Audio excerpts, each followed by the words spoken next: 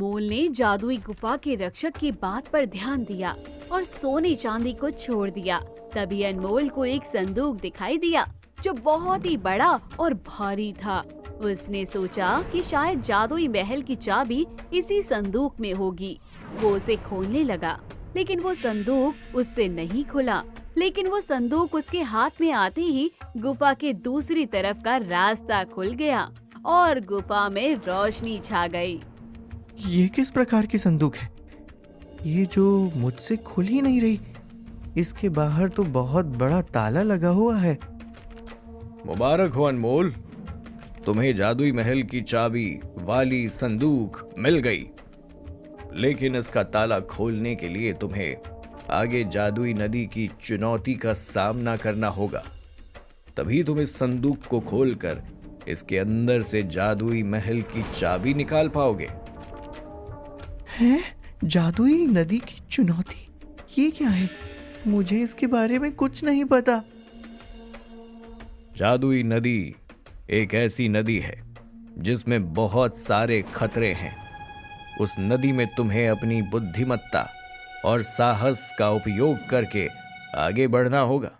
सफल होते हो तो तुम जादुई महल की चाबी प्राप्त कर सकते हो, लेकिन अगर तुम असफल होते हो तो तुम कभी भी जादुई महल में प्रवेश नहीं कर पाओगे। मैं तैयार हूँ। मैं जादुई नदी की चुनौती का सामना करने के लिए तैयार हूँ। मुझे बताओ कि मुझे क्या करना होगा। जादुई नदी उस पेड़ के पीछे से शुरू होती है। तुम्हें उस पेड़ के पीछे जाना होगा और नदी में उतरना होगा। फिर तुम्हें नदी के किनारे एक नाव मिलेगी। तुम्हें उस नाव में बैठना होगा और नदी को पार करना होगा। लेकिन ध्यान रखो, नदी में बहुत सारे खतरे हैं, इसलिए तुम्हें बहुत सावधानी से आगे बढ़ना होगा। मैं तैयार हूँ। मैं जादुई नदी की चुनौती का सामना करने के लिए तैयार हूँ। अनमोल जादुई नदी का सामना करने के लिए निकल जाता है। जैसे ही वो बाहर जाता है, उसे पेड़ के पीछे जादुई नदी दिखाई देती है, जिसके अंदर एक नाव थी और नाव चलाने वाला नाविक था। अनमोल, तुम मेरी नाव में बैठना चाहते हो? हाँ, मैं तुम्हारी नाव से इस नदी को पार करके जादुई महल जाना चाहता हूँ। ठीक है, लेकिन पहले मुझे एक सवाल का जवाब दो। ठीक है, पूछिए। जीवन में सबसे बड़ा खजाना क्या है? मुझे लगता है ज्ञान ही जीवन का सबसे बड़ा खजाना है। ज्ञान ही हमें सही रास्ता दिखाता है और हमें जीवन में आगे बढ़ने में मदद करता है। वाह अनमोल, तुम्हारा जवाब तो बिल्कुल सही है। ज्ञान ही जीवन में सबसे बड़ा खजाना है। तुम मेरी नाव में बैठ सकते हो। धन्यवाद नाविक जी। चलो, अब हम जादुई नदी पार करेंगे। नाविक अनमोल को नाव में बिठाकर नदी पार करवाने लगता है। तभी एक मगरमच्छ नाव पर हमला कर देता है। अनमोल और नाविक बहुत डर जाते हैं। हमें जाने दो, हमें मत खाओ। मैं तुम दोनों में से किसी एक को छोड़ सकता हूँ। अगर तुम नाविक के प्राण बचाने के लिए अपने प्राण दे सकते हो तो मैं उसे छोड़ दूंगा। अनमोल थोड़ी देर सोचता है, फिर कहता है, ये नाविक तो मेरी वजह से ही नदी में आगे बढ़ा है। इसमें इसकी कोई गलती नहीं, मेरी ही गलती है। तो तुम मुझे ही खा लो और इसे छोड़ दो। अनमोल के इतना कहते ही वो मगरमच्छ एक चाबी में बदल जाता है। तुम एक नेक दिल इंसान हो। तुमने अपनी जान की परवाह न करते हुए नाविक की जान बचाई, इसलिए मैं तुम्हें जादुई संदूक की चाबी देता हूँ। ये संदूक खोलते ही तुम्हें जादुई महल की चाबी मिल जाएगी।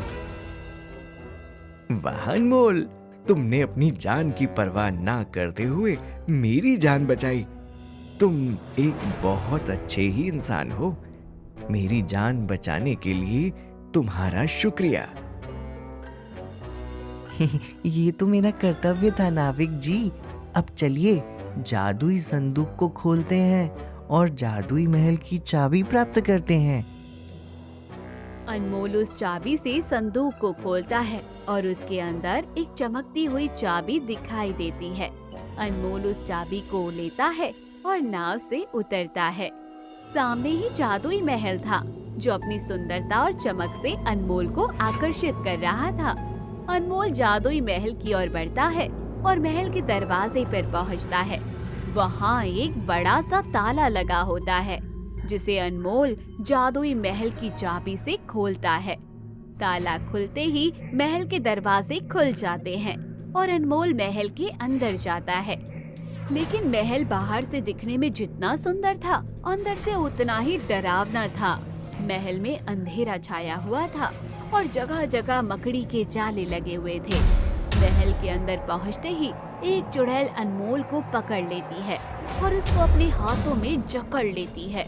अनमोल को लगता है कि उसका अंत आ गया है, इसलिए वो जादूगर को याद करता है और तभी वहाँ पर जादूगर भी प्रकट हो जाता है। जादूगर, अच्छा हुआ तुम यहाँ आ गए। मेरी मदद करो, इस चुड़ैल से मुझे बचाओ। इसके लिए ही तो मैंने तुम्हें यहाँ भेजा है अनमोल, ताकि ये चुड़ैल तुम्हें पकड़ ले और मेरी पत्नी को आजाद कर दे। क्या? इसका मतलब तुमने मेरे साथ धोखा किया? हाँ, मेरे पास और कोई चारा ही नहीं था। ये चुड़ैल मेरी पत्नी को अपने कब्जे में रखे हुए है और ये मुझसे कहती है कि अगर मैं इसे एक निर्दोष व्यक्ति की आत्मा दूंगा तो ये मेरी पत्नी को आजाद कर देगी। और तुम अनमोल वो निर्दोष व्यक्ति हो। क्या? हाँ, मैंने तुम्हें एक निर्दोष व्यक्ति को लाकर दिया है। चुड़ैल, अब तुम मेरी पत्नी को लौटा दो। तुमने अपना वादा पूरा किया, मैं तुम्हें तुम्हारी पत्नी को लौटा देती हूँ। चुड़ैल जादूगर की पत्नी को उसे वापस लौटा देती है और अनमोल को घसीटते हुए एक अंधेरे कमरे में ले जाती है। तुम मुझे कहाँ ले जा रही हो? छोड़ो मुझे, मैं कहता हूँ मुझे जाने दो। मेरी माँ घर पर इंतजार कर रही है। ये तो तुम्हें यहाँ पर आने से पहले सोचना चाहिए था। अब तुम मेरे जंगल में फंस गए हो। इसलिए अब तुम्हें मुझसे कोई नहीं बचा सकता। अब मैं अपनी काली विद्या से तुम्हारी आत्मा को अपने वश में करूंगी और अपनी शक्तियाँ बढ़ाऊंगी। चुड़ैल अनमोल के इर्द गिर्द एक गोल घेरा बना लेती है और उसे रस्सियों से बांध देती है। वो काले जादू के मंत्रों का उच्चारण करने लगती है। अब बस मुझे तुम्हारी बलि लेनी होगी, उसके बाद मैं बहुत शक्तिशाली और जवान हो जाऊंगी। कितने सालों बाद मैं किसी इंसान की बलि दे रही हूँ। अरे आखिर मैंने तुम्हारा क्या बिगाड़ा है? तुम मुझे क्यों मारने पर तुली हुई हो? मैं तुमसे विनती करता हूँ, मुझे जाने दो। तुमने क्या मुझे बेवकूफ समझा है? एक तो तुम इतनी मुश्किल से मेरे हाथ लगे हो और तुम कह रहे हो कि मैं तुम्हें जाने दूं? ऐसा कभी नहीं होगा। चुड़ैल अनमोल की बलि देने के लिए वहाँ पर रखा एक धारदार चाकू उठाती है। तभी पीछे से उसके पेट में एक तलवार आकर लगती है और चुड़ैल चिल्लाती हुई वहीं धराशायी हो जाती है। अनमोल देखता है तो जादूगर ने ही चुड़ैल पर तलवार से हमला किया था। जादूगर, तुमने मेरे साथ बहुत बड़ा धोखा किया है।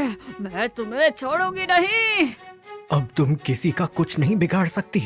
मैंने राजा की जादुई तलवार से तुम पर हमला किया है और अब तुम्हें कोई नहीं बचा सकता। चुड़ैल अपनी अंतिम सांसें गिनती है और राख बनकर वहाँ से ओझल हो जाती है। जादूगर जल्दी से अनमोल के हाथ पैरों पर बंधी रस्सी को खोलता है। मुझे माफ कर देना अनमोल, मैंने तुम्हें इतने बड़े खतरे में डाला, लेकिन मेरी पत्नी को बचाने का यही एक रास्ता था। मुझे चुड़ैल को मारने का मार्ग तो पता था, लेकिन उसका ध्यान भटकाने के लिए मुझे किसी की सहायता की आवश्यकता थी। इसीलिए मैंने तुम्हें यहाँ पर भेजा ताकि चुड़ैल को भरमा सकूं। अगर मैं तुम्हें पहले ही सब कुछ सच सच बता देता तो शायद तुम यहाँ पर आने के लिए तैयार नहीं होते। मुझे माफ कर देना। नहीं जादूगर काका, आपको मुझसे माफी मांगने की कोई जरूरत नहीं है। आपने भले ही अपनी पत्नी को बचाने के लिए ऐसा किया, लेकिन आप मुझे मुसीबत में छोड़कर नहीं गए। आपने मेरी जान बचाई। इसके लिए आपका बहुत बहुत धन्यवाद। अनमोल जैसे ही जादूगर का धन्यवाद करता है, वैसे ही खंडर हुआ वो महल बिल्कुल शानदार नए महल जैसा बन जाता है और वहाँ पर बहुत सारे सैनिक और दास दासियां भी प्रकट हो जाते हैं। महल की खूबसूरती देखकर सबकी आंखें खुली की खुली रह जाती है और जादुई महल से एक आवाज आती है। अनमोल, तुम एक राजा की भांति बड़े दिल के इंसान हो। तुम खुद से पहले दूसरों का भला सोचते हो। इसीलिए मैं चाहता हूँ कि आज से तुम इस जादुई महल के राजा बनो और यहाँ पर फिर से नई प्रजा बसाई जाए।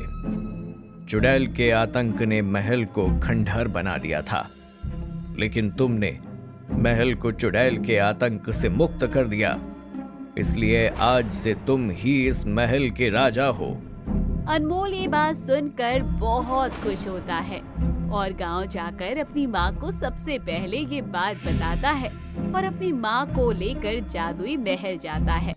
वो अपनी माँ को जादुई महल की राजमाता बनाता है और जादुई महल का राजा बनकर राज्य के निवासियों का हित करता है और अपनी माँ के गरीबी भरे जीवन से मुक्ति का उसका सपना भी जादुई महल में आकर पूरा हो जाता है।